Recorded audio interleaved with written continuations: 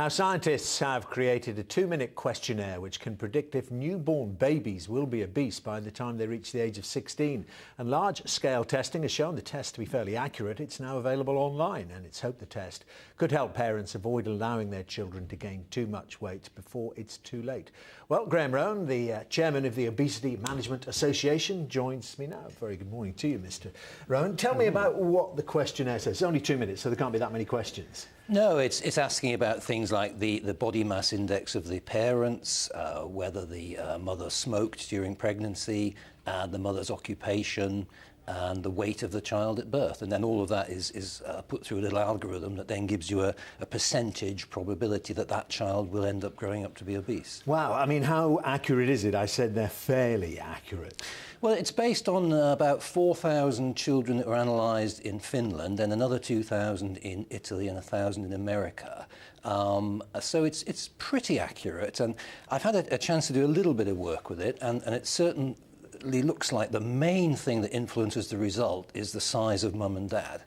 That's what will have the biggest impact on the likelihood of the child. Okay, this is the body mass index. It's quite difficult to work out your body mass index. Is there help on this website to do it? Well, there are BMI calculators available, yeah. and you know the thing you've got to be careful of is the BMI in children is slightly different to BMI in adults, and even some doctors make this mistake. So, for example, a girl of 12 with a BMI of 20 is perfectly healthy, but a girl of 6 with a BMI of 20 is actually obese. Okay, well, I mean, what does it tell you, though, apart from the fact that you're likely to be obese?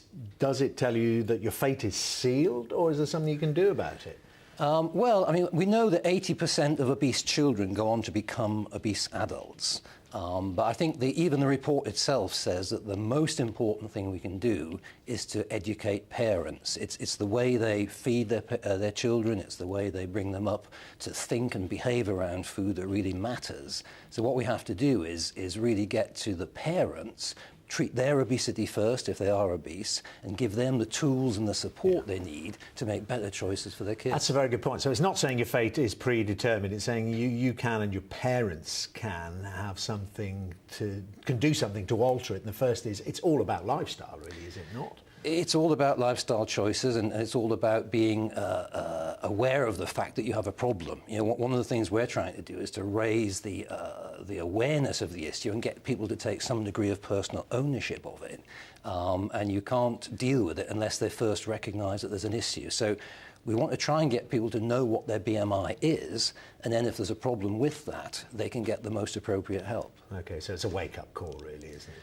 Well, we have this sort of paradox, you know, in a year where we finish third in the Olympics medal table, we also find ourselves fifth in the global obesity table. So we've got 2/3 of adults and 1/3 of children are now overweight or obese.